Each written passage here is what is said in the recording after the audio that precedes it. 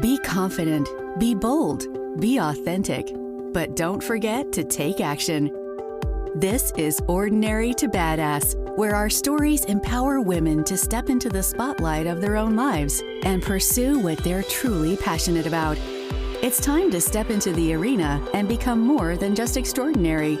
It's time to become a badass with your host, Marie Sonneman.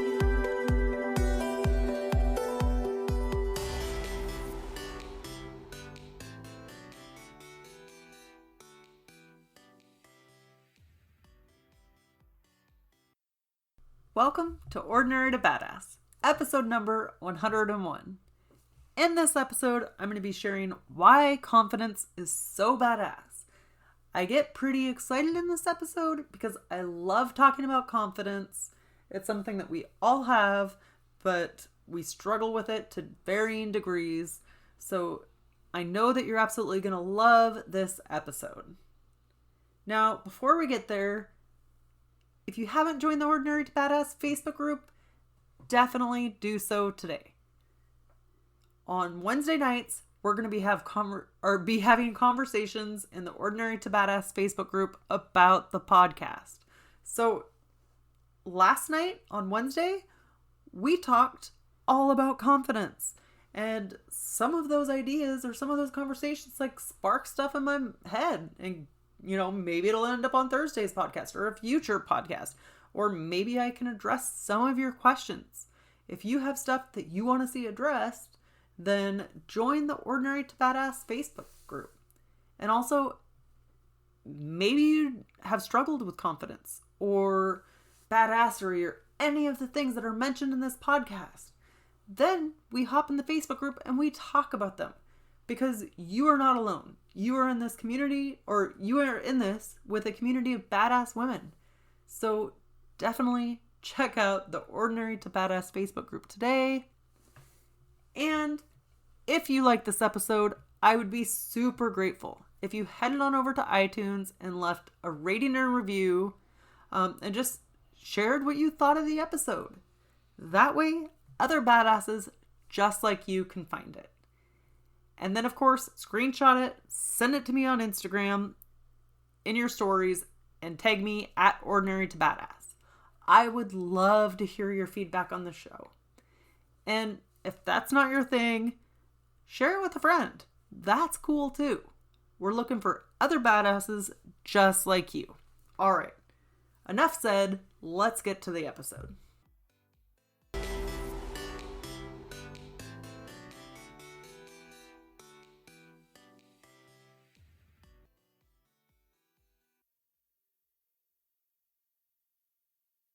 Welcome to Ordinary to Badass. Whether you're ordinary or badass, I'm glad you're here.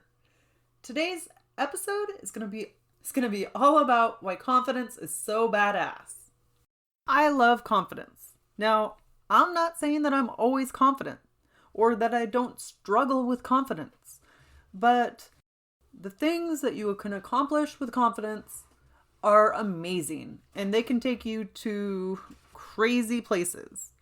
Like, if you have confidence, you can fail and then you'll try again. Like, you'll have the confidence to try again. You're like, well, I failed. Let me pivot and do something different. Let me adjust and I'll try again. But if you don't have confidence, then you will just give up. You're not going to keep trying to pursue something because you don't have any confidence in yourself. And you're just going to say, yep, I can't do this. Forget it. And sometimes I do think that confidence comes from trying something over and over again until you get the skill or you get the practice. And so you're comfortable doing it. And so the more that you practice or put the time and effort into it, the more confident you will get. But I think that you just need to have enough confidence in yourself so that you know that even if you fail, you can make it up. Even if you fail, you can try again. You can do it.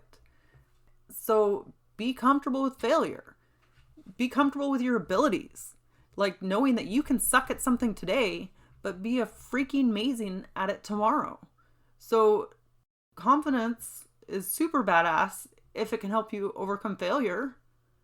I feel like confidence is something that everyone has, but not everyone flexes it. And what I mean by that is we are all born with a certain amount of confidence. We might let other people take it away from us or allow us to feel incompetent or unconfident. But we allow their belief in us to reflect our own belief in us. Which, how fucked up is that? We should not let anybody else determine how we are. But before I go too far down that rabbit hole, I think that, as I said, everyone has confidence. Not everyone flexes it. And it's like a muscle. You have to keep flexing your muscles. You have to keep working out if you want to develop those muscles. But the day you stop is the day you lose that confidence, right? Or the day you lose that muscle. So you just have to be intentional about honing it and developing your confidence and practicing, putting the work in, doing the things that you're uncomfortable with and that you're not confident in to gain that confidence. You have to get the experience. Like, you got to get in that arena, get the dirt on your face, keep putting in the work, and then you become more and more confident. So what is an area that you lack confidence in? How can you gain more confidence? How can you get yourself more experience in that area? Start figuring out a way that you can flex that confident muscle. And sometimes that means speaking up for yourself. You know, deep down in your gut, in your intuition, what is right for you. And every time that you ignore that gut feeling, that intuition that is telling you to do something, that is telling you to say something and you don't, you start to doubt yourself more.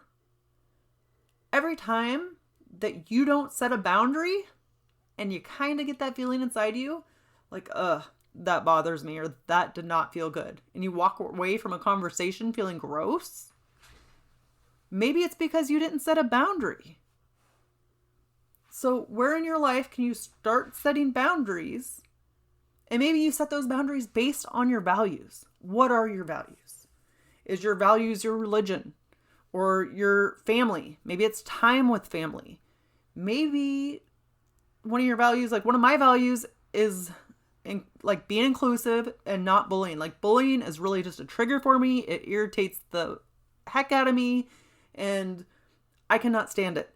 Like, you could be my worst enemy, and if somebody was bullying you or picking on you, or not even one person, like a group, like, it really bothers me when a group of people gang up against one person. Like, that's not a fair fight. That's not fair to anybody. Nobody wants to be like the one person with a bunch of people ganging up on them. That's just wrong. That's not fair. So that automatically gets my blood boiling and gets me to speak up. Even if I wouldn't have spoke up for myself, if that's somebody else, you can bet I'm going to speak up. But when I see that, and if I don't act, that will eat me up, right? So I know that's a value for me, is to help people feel included and to not bully or pick on somebody. Like I said, that just it just pisses me off. So anytime that I know somebody's being bullied or picked on, I'm going to speak up. I'm going to say something, because it is going to bother me and I'm probably not going to sleep that night if I didn't speak up and say something for that person. So write down your values. Write down the things that you are not, you're not willing to allow or to accept in your life. And then set a boundary there and make a point. Okay, wherever I can, if somebody really violates this boundary, then I'm going to speak up. I don't know. I just think that's so important for our confidence. And I don't think that you're going to regret it if you're acting from a place of your values. Like, the things that are important to you, and the things that you really stick by, then okay, stick by them, right? Because if you don't, then you're going to start to lose your voice. You're going to start to lose your confidence, and you're not going to see who you really are, because you start to fade away. It's okay, every time that I don't say what I want to say, it becomes harder to know what I believe in. It becomes harder to know what I stand for. Maybe not the first time, maybe not the second time, but the 5th time, the 10th time, I'm just going to learn that I can't speak up, that I can't say anything. So set your boundaries, pick a value to attach to that boundary. Like, okay, my values are that I hate bullying and I'm not going to allow it in my presence. And so then that's a boundary that I set as well. I set a boundary that when people are bullying somebody, I am going to speak up for that person. So think of that in your life. What's a value you have? And what's a boundary that you're going to set around that? All right.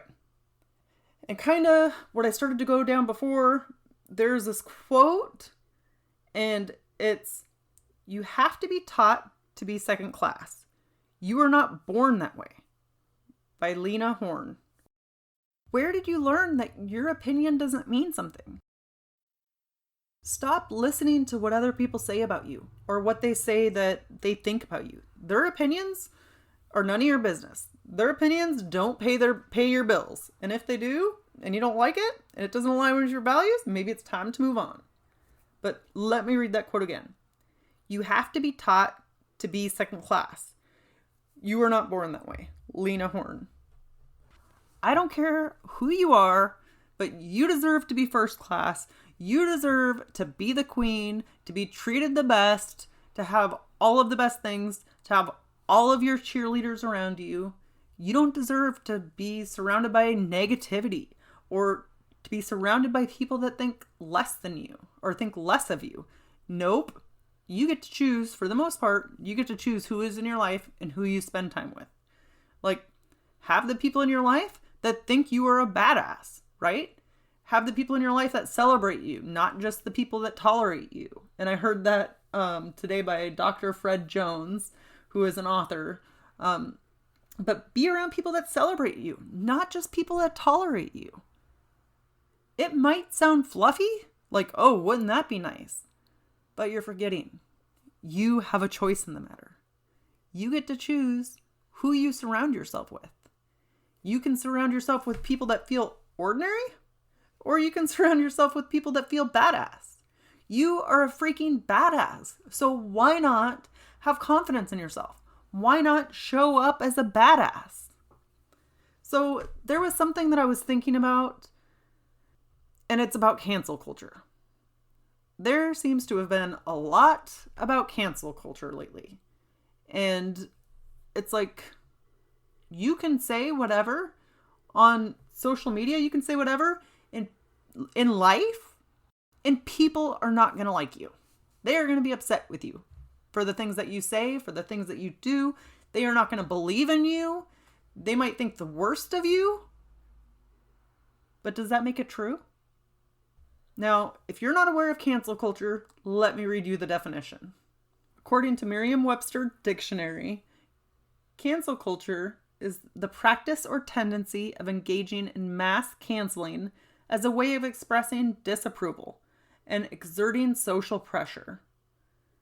So this is something that people are using for celebrities or influencers online, and they're saying, oh, we can cancel you. You can be gone tomorrow. We don't agree with you. Whatever. You can be gone. You can be out. We don't have to listen to you. So yeah, that could be a pressure. But here's the thing. Whether you're an influencer, a celebrity, or a stay-at-home mom, you are always going to have people that are going to love you and that are going to hate you. For some reason, once I hit record on this, my dogs always start moving around. And you hear the little pitter-patter of their feet on the hardwood floor. So my apologies for that.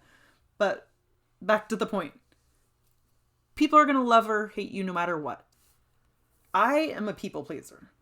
Really, I am. Like, I have times where I can definitely speak my mind, but I don't like conflict. I don't. And I would rather people get along. And hey, I was the middle child of 6 kids, right? So I was the peacemaker, like trying to keep everybody happy. So that's something that I've fallen into in my life in many ways, where I'm the peacemaker. But being a peacemaker doesn't always serve me. People are still not going to like me, right? And I have this habit also of just like speaking my mind.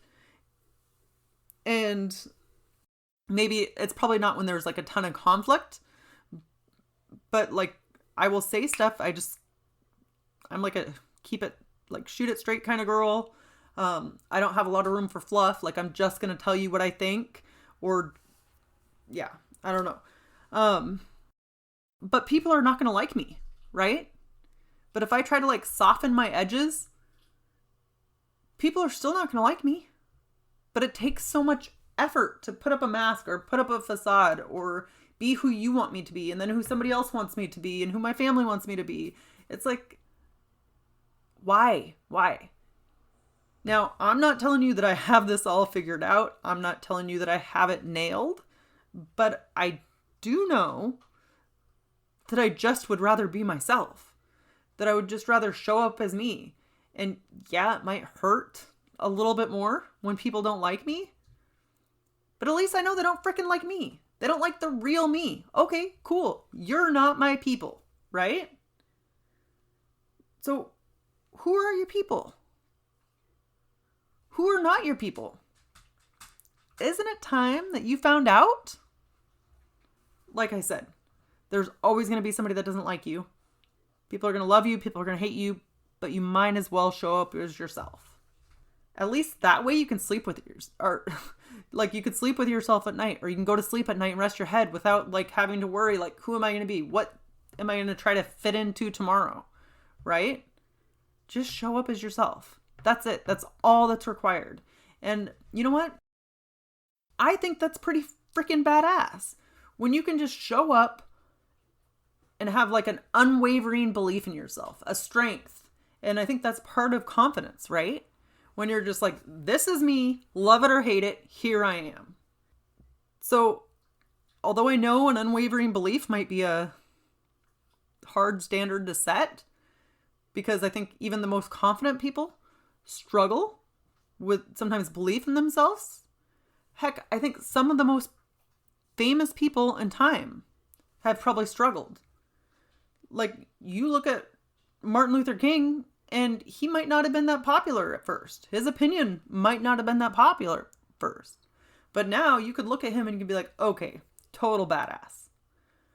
So there are certainly people throughout time who maybe they weren't even popular in their moment, right? But then afterwards it was like, oh my gosh, like after they died, then it's like, oh my gosh, how amazing is that?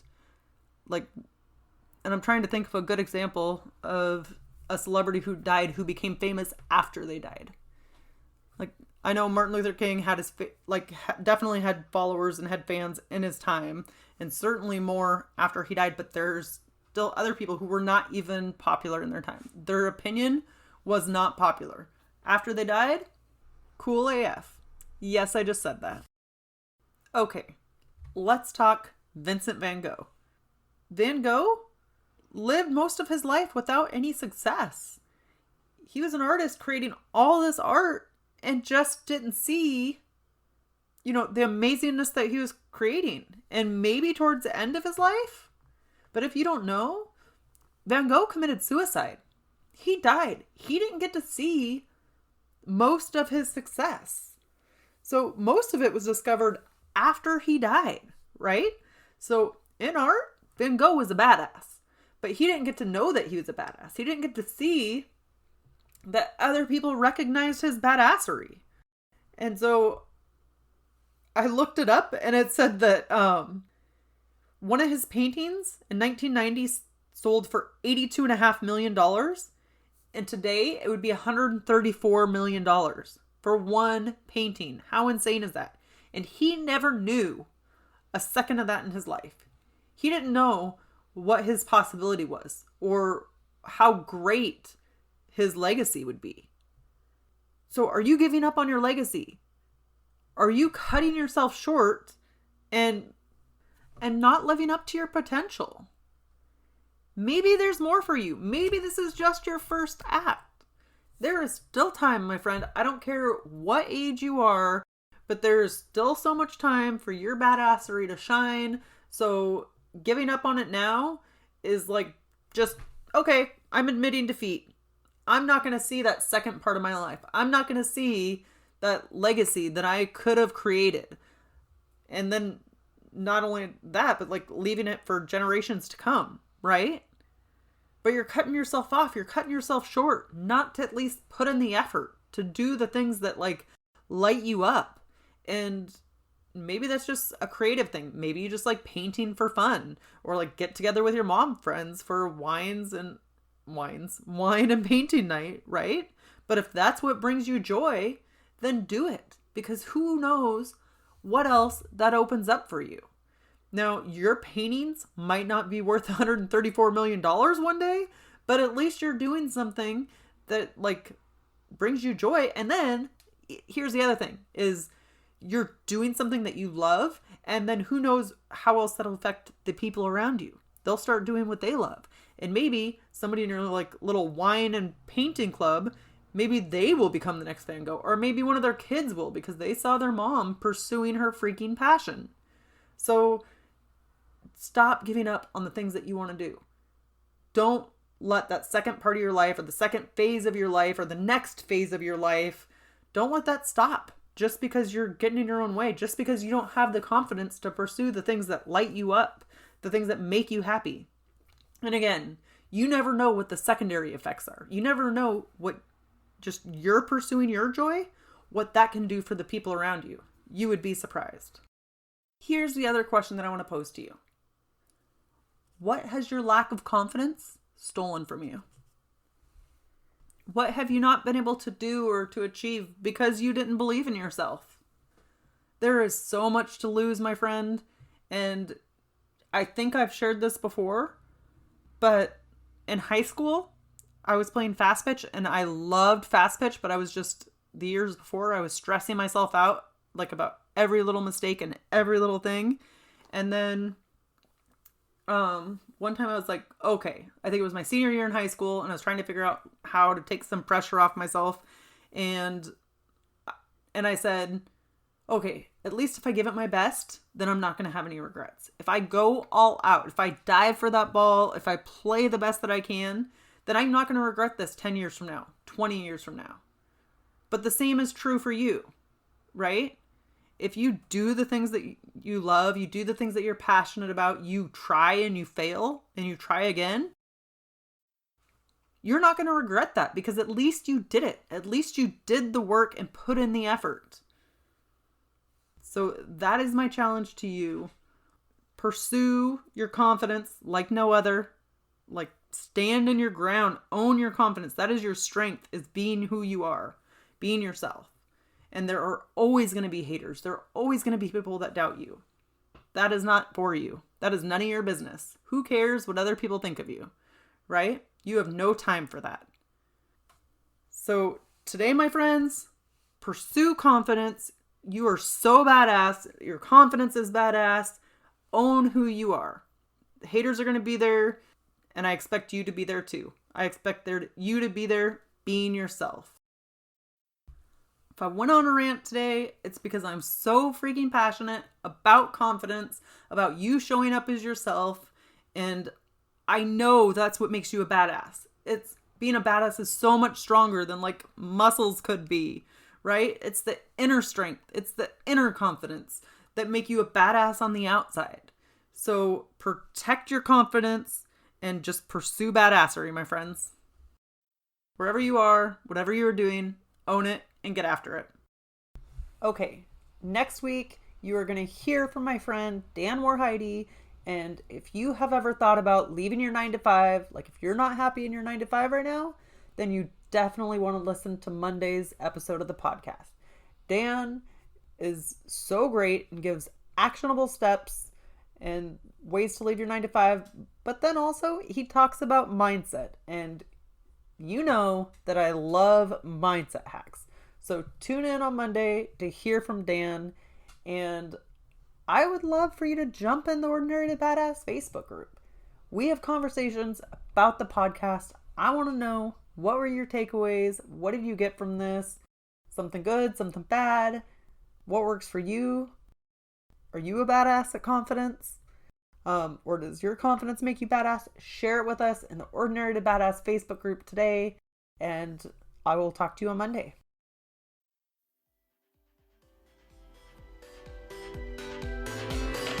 Now that you've listened to this episode of Ordinary to Badass, we want to hear from you. Go to our website, ordinarytobadass.com/podcast, and submit your own experience on how you took your life from ordinary to badass and get the chance to be on a future Spotlight episode of the show. That's ordinarytobadass.com/podcast. While you're waiting for the next episode of the show, wipe off the sweat, dust off the dirt, and get back in the arena.